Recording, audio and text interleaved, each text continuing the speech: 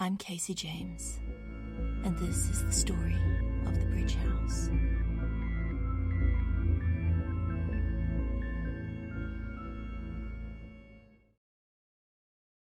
I don't actually remember how I got from the gallery into the master bedroom beyond it. I must have just kept moving forward, past the statue of Medusa and Perseus, past the broken door, and into the bedroom suite. I opened my eyes when I felt my feet scuffing against carpet instead of bare wooden boards. Looking down, first of all, since I'm reasonably sure that Kezia's "don't look" did not apply to the floor.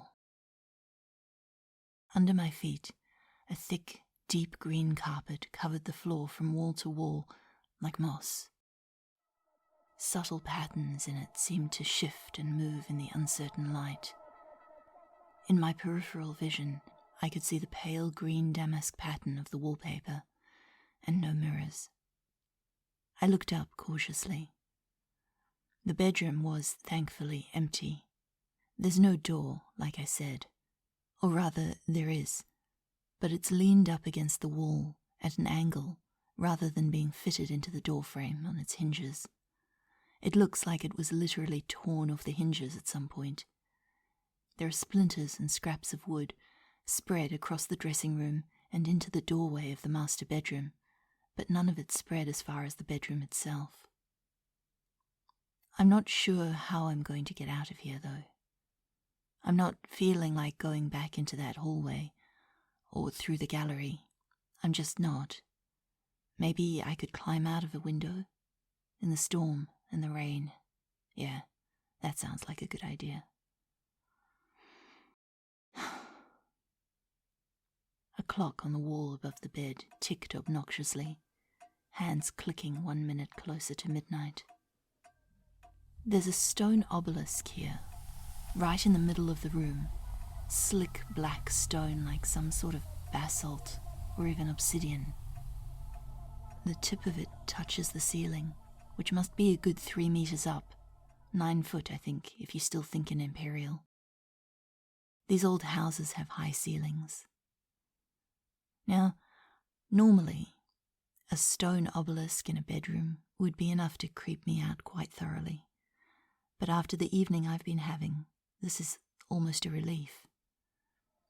And this one, I mean, it isn't doing anything.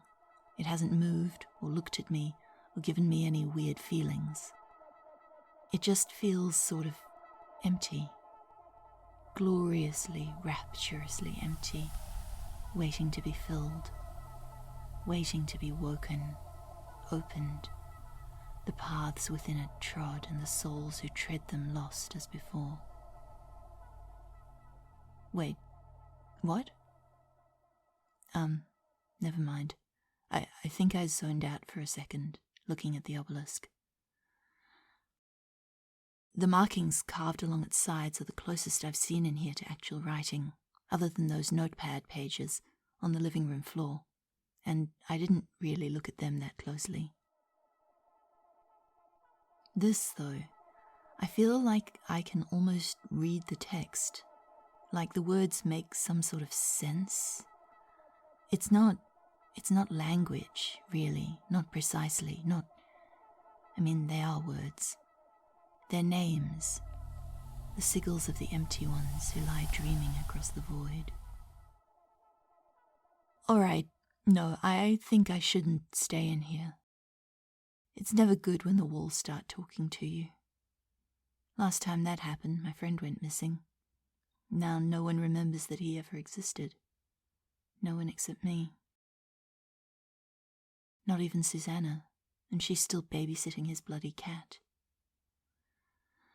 I edged past the obelisk to the other side of the bed, where there's another door.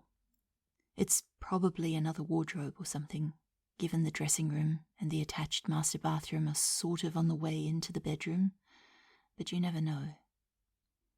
It could be... I don't know, actually. What else do you find attached to the bedrooms of the wealthy and powerful? A BDSM dungeon? Between the bed and the floor, there's a pool of water. Not a big puddle, but big enough. Roof is probably damaged, or the pipes or gutters are leaking. I glanced up, and sure enough there was a darkened wet patch on the ceiling. The clock ticked again, and something moved in the corner of my eye. At this point, I was extremely jumpy.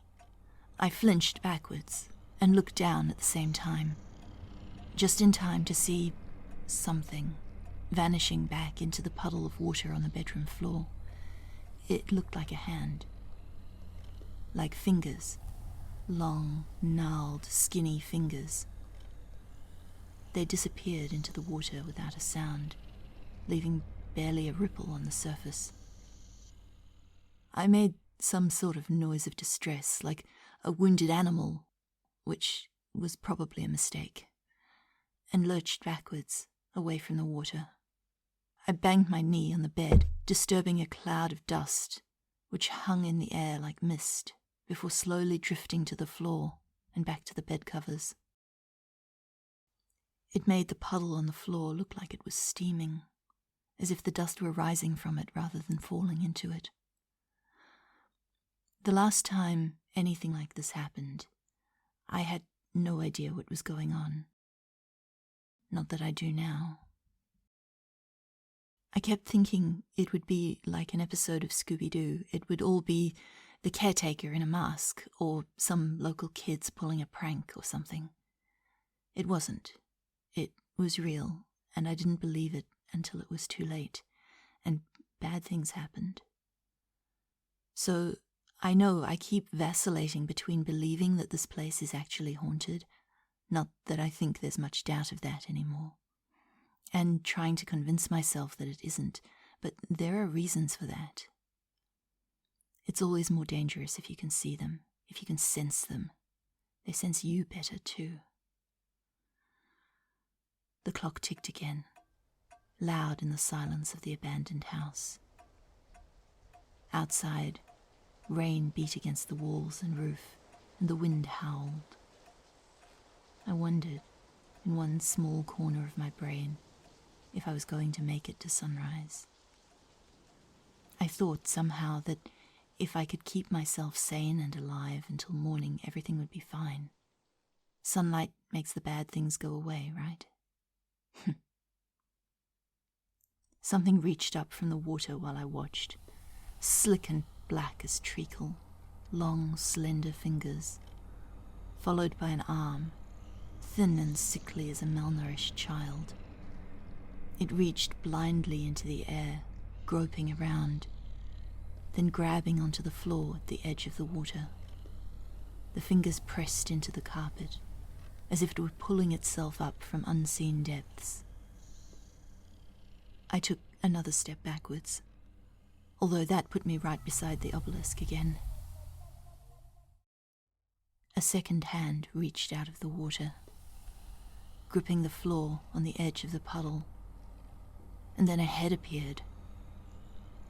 Slowly, it rose from the water, the misshapen, bulging forehead and heavy brow line, then tiny, flinty eyes like chips of stone. There were 3 of them, arrayed evenly across its almost noseless face above a too-wide mouth. Stringy tufts of wet hair clung, slick and lank, to its dark scalp. Are you in need of assistance already? Asked the mocking, disembodied voice from the tower. Have you been here the whole time? I demanded tightly, without taking my eyes off the horror that was slowly emerging from the puddle of water. Where else would I be? It asked, and I could hear the shrug in its tone of voice. I felt myself frown, but I managed to say, quite pleasantly, I don't suppose you can reset the pressure plate in the hallway so I can get back to the stairs? Afraid not, my dear. That's the Sphinx's territory. The thing emerging from the puddle pulled itself completely out of the water, rounded belly bulging above its 4 stick-thin, spindly legs, knobbly, skinny arms reaching for me like it was some kind of horrific aquatic centaur. I swayed backwards, briefly encountering warmth, as if there had been someone standing there a moment before. I didn't get time to think about what that might be about. The creature in front of me lurched closer, and claws erupted from its fingertips. Shining, white shards of bone with hooked, knife-like edges. It swiped at me. I stumbled backwards again. A weapon, I thought. I wish I had a weapon. A knife, a baseball bat, even a broken bottle. Any sort of weapon. Was that an offer? I asked. Of assistance. Before. There was a long silence before the disembodied voice said, It could be. The creature from the puddle hissed at me and skittered forward. I scuttled backwards, out of reach again. Look, it is or it isn't, I said. Could be isn't super helpful right now. You'd owe me. The voice said. My alternative is trying to disembowel me, I told it, dodging another swipe from the puddle thing's claws. So yes, I'll owe you. Well then. It said, and a warm wind blew through the room suddenly, stirring up the dust again. We'll have to make sure you survive. The warm breeze increased in speed and intensity until it whirled and howled around the bedroom like a miniature tornado, a dust devil filled with splinters and debris from the floor and rags of wallpaper that had tore from the walls. Although I could see the ferocity of the wind, I couldn't feel it. Where I stood in the center of the room, beside the obelisk, the air was calm and still.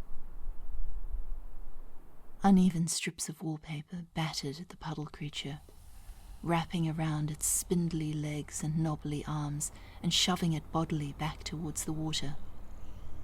It fought the wind, leaning into the pressure and digging in its heels on the carpet, but it was pushed inexorably into the puddle. Once in, it sank, as if the water was somehow far deeper than a puddle on the floor could possibly be, but it held grimly onto the edge, one hand gripping the leg of the bed and the other curled against the floor, claws dug into the carpet and through it to the boards beneath.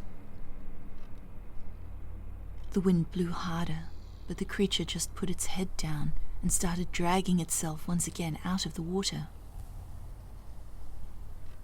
This isn't working, I said, sidestepping out of reach of the thing's claws, just in case.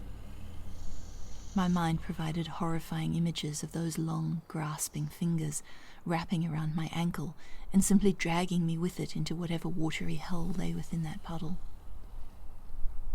I noticed, said my invisible ally. You must use my sigil. Seal the doorway before anything else comes through.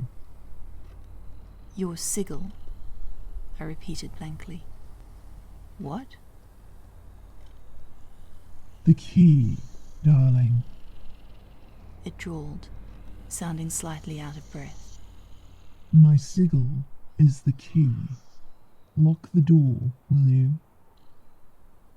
Oh, I said. With shaking hands, I dug through my shoulder bag for the glass jar I'd just picked up and the silver key inside it. As I pulled it out, the thing in the puddle reared up and away from me, shrieking wetly. Its gaping mouth hung open, filled with rotting gums and shards of exposed bone instead of teeth, and the stench of it was almost overwhelming.